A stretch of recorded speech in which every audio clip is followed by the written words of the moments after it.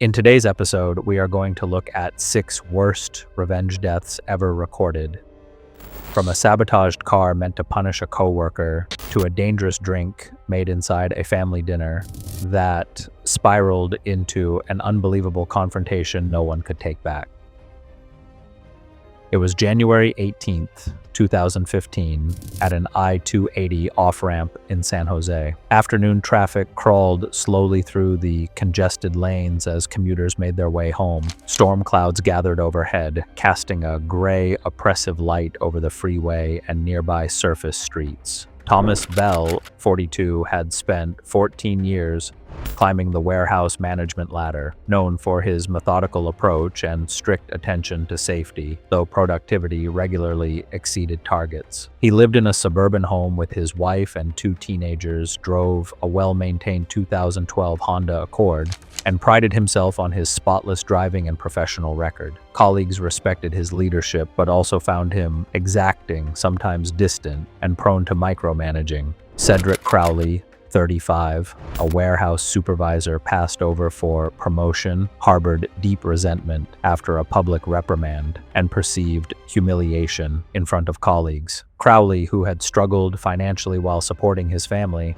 felt his career stagnate while Thomas advanced, fueling a simmering bitterness over years of perceived slights. That morning, while Thomas attended a client meeting, Cedric used his master key to access Thomas's car in the employee garage, where a partially enclosed maintenance bay allowed access to the engine compartment. Using a utility knife, he partially severed the exposed brake line, creating a slow leak he believed would go unnoticed until it was too late. Thomas finished his shift at 4:30 p.m. Unaware his vehicle had been tampered with, he packed his briefcase, said goodbye to colleagues, and headed toward the company parking structure. Traffic was heavy, with minor accidents diverting vehicles onto I-280. Scattered thunderstorms reduced visibility, though conditions were not severe enough to delay travel. Thomas merged onto the freeway, tapping the brakes occasionally as traffic slowed near the Cupertino exit, oblivious to the fluid silently seeping from the compromised line. Meanwhile,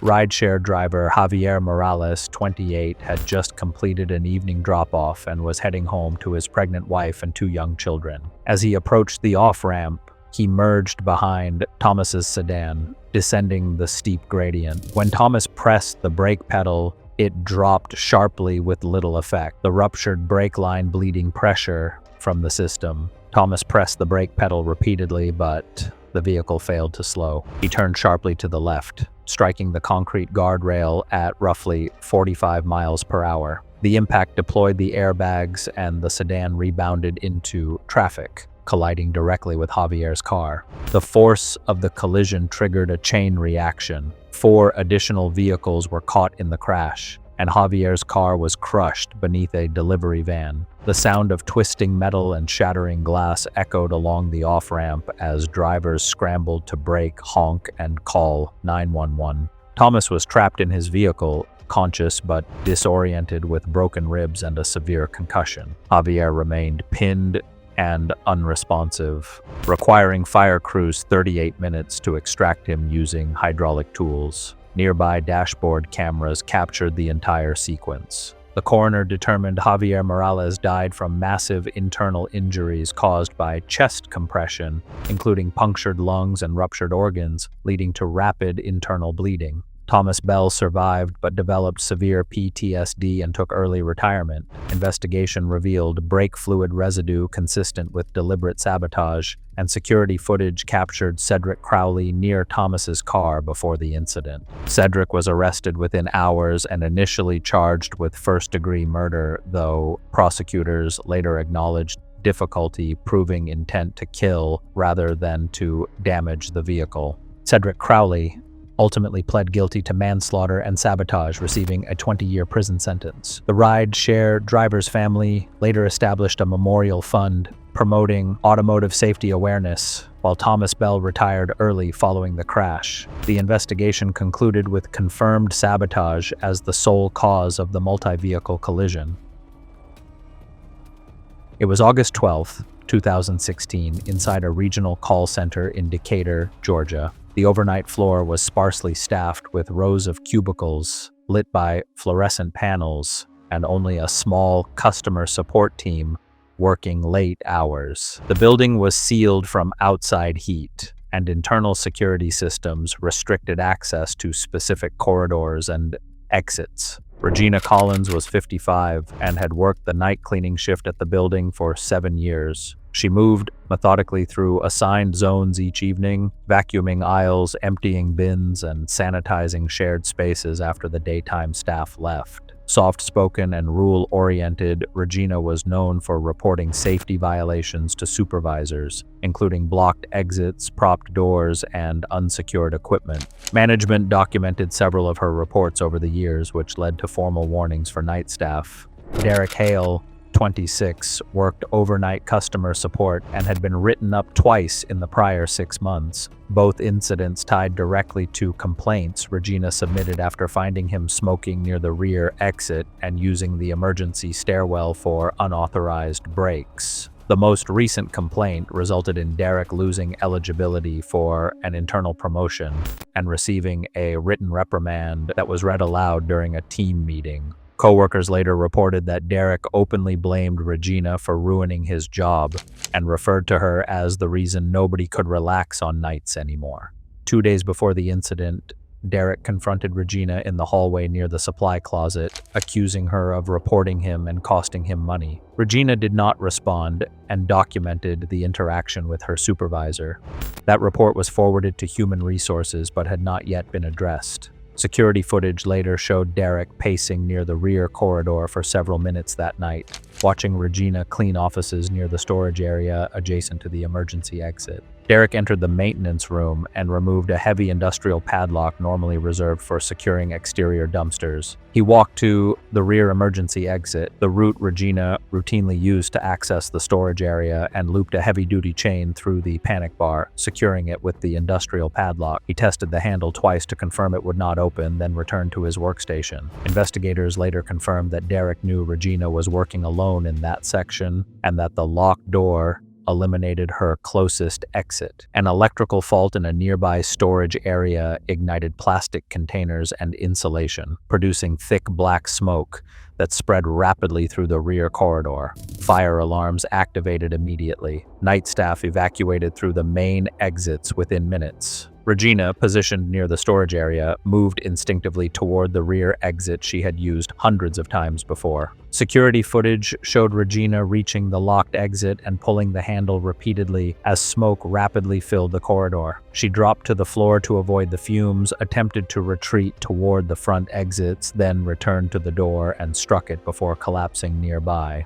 Fire crews later found her unconscious near the storage room window, and she was pronounced dead at the hospital. The medical examiner determined she died from smoke inhalation and carbon monoxide poisoning. Additional footage confirmed Derek had locked the exit shortly before the fire. During questioning, he admitted he did so to punish Regina and acknowledged he knew she was working alone near that door. Prosecutors concluded the act was deliberate, targeted, and carried out with clear awareness of the danger posed by sealing an occupied emergency exit. Derek Hale was convicted of murder and interference with emergency egress and sentenced to 25 years in prison. Investigators concluded that Regina Collins would have escaped if the emergency exit had not been deliberately blocked, and ruled her death the direct result of a targeted retaliatory act. It was October 3rd, 2017, at a suburban daycare center in Austin, Texas. The afternoon sun warmed the playground. Laughter echoed from children on swings, and caregivers moved between snack time and nap time. Nothing suggested that the day would end in tragedy. Among the staff was Marissa Clark, 29, a dedicated preschool teacher known for her strict adherence to safety rules and routines. She insisted that gates remain latched, toys be sanitized, and children be supervised at all times. Parents appreciated her vigilance, but some co-workers found her meticulous approach frustrating. especially James Frazier, a maintenance assistant who often resented being corrected for safety lapses. Over the months, Marissa had reported James multiple times for skipping safety checks, leaving gates unlatched, using broken equipment, and neglecting minor repairs. Each report triggered formal warnings from management. James felt humiliated and blamed Marissa for what he saw as constant interference in his work. Co-workers later testified that he frequently expressed frustration with her and resentment toward her oversight. On the afternoon of September 14th, Marissa moved between classrooms and the playground, checking on activities and supervising the children. James, aware of her habits and the times she usually visited the sandbox, went to the storage shed earlier that day. There, he unlocked the emergency release mechanism for the large sandbox gate and carefully adjusted the hinge and latch so that the gate appeared secure but would fail under pressure. Marissa approached the sandbox area to supervise the children and bent to lift a backpack near the edge. The large gate she leaned against, previously appearing solid and secure, gave way almost immediately. The hinge, weakened and altered, failed silently at first. Then the top of the gate swung outward with sudden force, striking her chest and driving her backward against the concrete edging of the sandbox. The impact knocked the breath from her lungs, and she stumbled before the heavy metal frame pinned her torso, trapping her against the hard surface. Marissa's arms shot out instinctively, fingers clawing at the gate and the surrounding sand as she tried to shift her weight and free herself. Each movement only caused the gate to press harder against her, the angle and leverage working against her. The cold metal frame cut into her clothing and skin, leaving marks as she struggled. Her breathing grew labored, chest rising and falling in shallow gasps as panic set in, and the children's cries filled the air with a piercing urgency. Nearby staff rushed to lift the gate, but the heavy metal shifted unpredictably, trapping her further. Marissa twisted and pushed with all her strength, struggling to breathe as pressure built.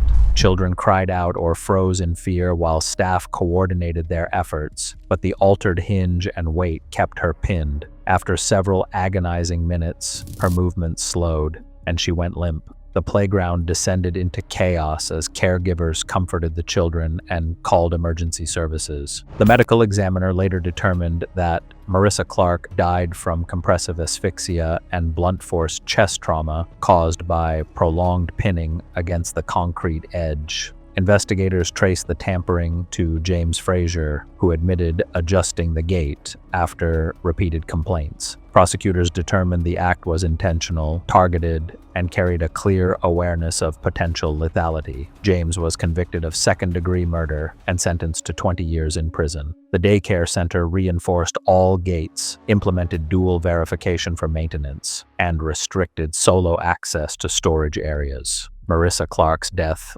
was officially documented as a deliberate act of revenge. It was July 20th, 2018, at a popular outdoor swimming facility in Missouri. Families spread towels across the deck, children splashed in the shallow end, and lifeguards watched from elevated chairs. Music played from speakers while the scent of chlorine mixed with sunscreen, creating the usual summer atmosphere that masked a deadly plan taking shape beneath the surface. Dana Whitfield, 19, was a competitive swimmer and part-time instructor studying kinesiology with plans to pursue physical therapy. She trained daily at the pool and was known for enforcing safety rules during lap hours, particularly around drains and suction outlets. Her diligence earned respect from management and some co-workers, but resentment from others who felt micromanaged or publicly reprimanded for unsafe practices. Kyle Simmons, 22, worked as a pool maintenance technician.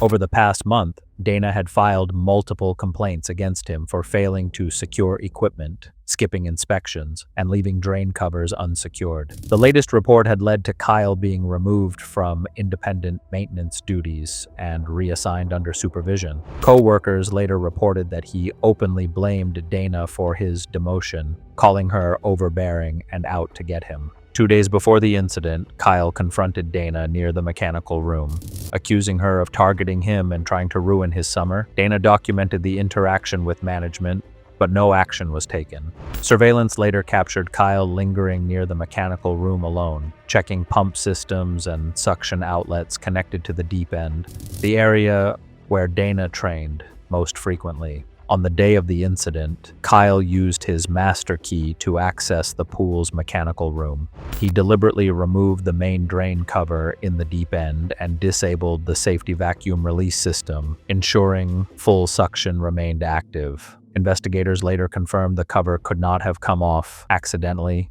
and that Kyle had intentionally bypassed lockout procedures. The pool operated with an older single drain system that had not yet been retrofitted with modern dual outlets. He specifically targeted the drain Dana used during her training sessions, knowing the potential danger. As Dana entered the pool for her lap session, she approached the deep end unaware that the drain cover had been removed. The exposed suction tore her swim cap loose and pinned her torso against the outlet. She struggled to lift her head above water, twisting her body violently, but the hydraulic force prevented her from freeing herself. Panic set in as she flailed, drawing attention from nearby swimmers. Observers noticed an empty stretch of water where Dana had been moments before. Lifeguards Jennifer Walsh and Marcus Thompson dove in and attempted to cover the drain and pull her free. The suction made extraction extremely difficult, taking several minutes before she could be freed. Security footage captured her frantic struggle and the delay caused by the exposed drain. EMS arrived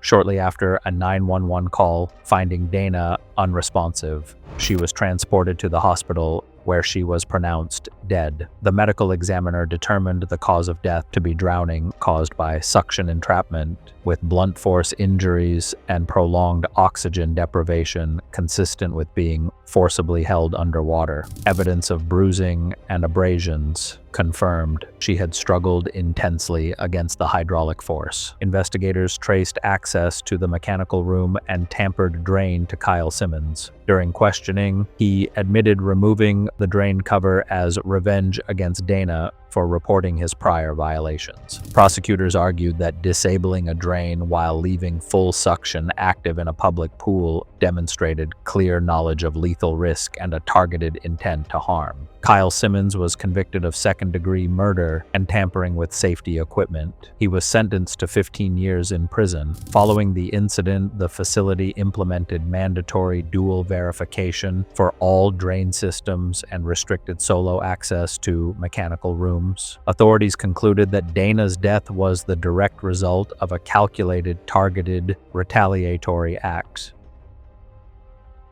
14 in a quiet suburban home in Columbus, Ohio. Afternoon light filtered through the kitchen as lunch was prepared, while outside the neighborhood moved through an ordinary spring day, masking a long simmering family conflict inside the house. Samantha Hall, 32, was a kindergarten teacher known for her structured routines and steady temperament. She lived in the home with her 5-year-old daughter, Emily, and her elderly mother, whom she cared for daily. Family life followed predictable rhythms, meals prepared at the same times, schoolwork handled at the kitchen table, and afternoons spent balancing childcare and household responsibilities. That stability had been strained over the previous year by disputes involving Samantha's estranged sister-in-law, Veronica Hall, 29. Arguments over inherited property and shared finances had grown increasingly bitter, often unfolding during tense family gatherings. Veronica felt sidelined and publicly embarrassed during these disputes, believing Samantha had influenced other relatives against her. While contact between the two women had become limited, resentment lingered unresolved. Earlier that afternoon, Veronica arrived at the house under the pretense of visiting Emily. The visit appeared ordinary. She spoke politely with Samantha, moved through the kitchen without drawing attention, and remained present as lunch preparations continued. Investigators would later determine that the visit had been planned in advance, timed to coincide with Samantha's routine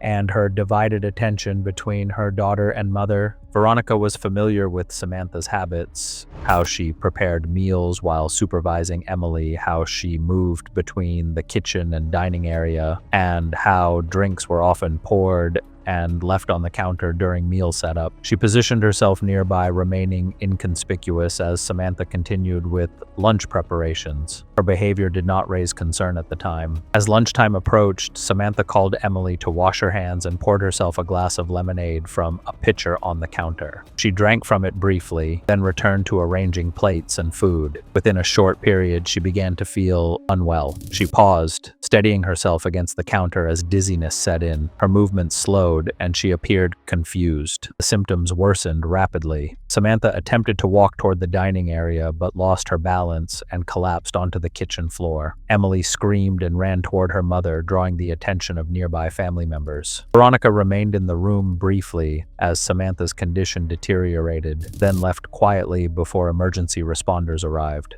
Paramedics were called within minutes. Despite immediate medical intervention, Samantha was pronounced dead at the scene. There were no signs of physical struggle or external trauma. The suddenness of the collapse prompted a full medical investigation. Toxicology testing later confirmed that Samantha died from acute chemical poisoning, resulting in organ failure consistent with ingestion of a toxic substance. The findings indicated the substance had been consumed unknowingly and acted over a short period, leaving little opportunity for effective treatment. The death was ruled a homicide. Investigators traced responsibility to Veronica Hall through witness accounts, access timelines, and evidence of advanced planning, cited by prosecutors in support of a first-degree murder charge. During interrogation, Veronica admitted to deliberately harming Samantha, citing prolonged resentment over family disputes and perceived humiliation. She was charged with first-degree murder and later convicted, receiving a sentence of life imprisonment without parole. Authorities formally classified Samantha Hall's death as a deliberate, targeted act of revenge carried out within the family home. It was February 9th, 2013, in a quiet suburban home in Tampa, Florida. Late afternoon, sunlight filtered through the living room windows, casting long shadows across scattered children's toys and a coffee table cluttered with everyday items. Outside, neighbors moved through their routines, walking dogs, trimming hedges, and talking across driveways, unaware of the tension unfolding inside one house. Sachi Torres, 34, was a small business owner and mother of 2 young children. She was known among friends and family for her organization and careful attention to her household. Following a difficult breakup the previous year, she had taken steps to distance herself from her former partner, Aaron Naval, 36. Their relationship had ended amid repeated arguments over finances and trust, leaving lingering resentment. Sachi had openly discussed the breakup with relatives and friends, a decision that Aaron viewed as humiliating and damaging to his reputation. In the months after the separation, contact between them was limited but strained. Investigators would later determine that Aaron fixated on the perceived embarrassment, blaming Sachi for exposing his behavior to others. Over time, that resentment hardened into a deliberate intent to retaliate. On the afternoon of February 9th, Aaron arrived at Sachi's home, claiming he needed to return personal belongings. The visit appeared routine. He spoke calmly with Sachi, acknowledged the children, and moved through the house without drawing concern. Investigators later concluded the visit had been planned in advance, timed to coincide with a period when Sachi would be managing household tasks and childcare simultaneously. As part of her afternoon routine, Sachi spent time working inside the garage while tending to household tasks. At some point, a portable generator was operating nearby, a detail that did not initially raise alarm. Aaron remained briefly, maintaining a relaxed demeanor before stepping away from the area. Nothing about the interaction suggested immediate danger. Over the next period, Sachi began to feel unwell. She complained of lightheadedness and fatigue, symptoms she initially attributed to exhaustion. Her movements slowed, and she leaned against nearby surfaces for support. The children noticed their mother's condition worsening and became distressed. Sachi soon collapsed and lost consciousness. The children alerted a neighbor who called 911. Emergency responders arrived within minutes, but Sachi showed no signs of life. She was pronounced dead at the scene. There were no visible injuries or indications of a struggle, prompting authorities to treat the death as suspicious. A medical examination later determined that Sachi died from acute carbon monoxide poisoning. Investigators concluded the exposure occurred within a confined space and over a short period, leading to rapid oxygen deprivation. The death was ruled a homicide. Investigators later concluded that the lethal exposure occurred within the enclosed garage and that Aaron was not present in the space during the critical period. During the investigation, authorities identified evidence indicating the generator involved had been deliberately interfered with prior to use. Further inquiry revealed that Aaron Naval had been present during the relevant period and had exclusive opportunity to tamper with the equipment. When questioned, he initially denied involvement but later confessed, admitting the act was motivated by long-standing resentment and a desire for revenge stemming from the breakup. Prosecutors cited evidence of advanced planning and intentional interference in pursuing a first-degree murder charge. Aaron Naval was convicted and sentenced to life in prison without parole. Authorities officially classified Sachi Torres' death as a targeted, premeditated act of revenge carried out within the family home, one driven not by impulse but by prolonged grievance and deliberate intent. Thanks for watching. Want to see more? Click on your screen now.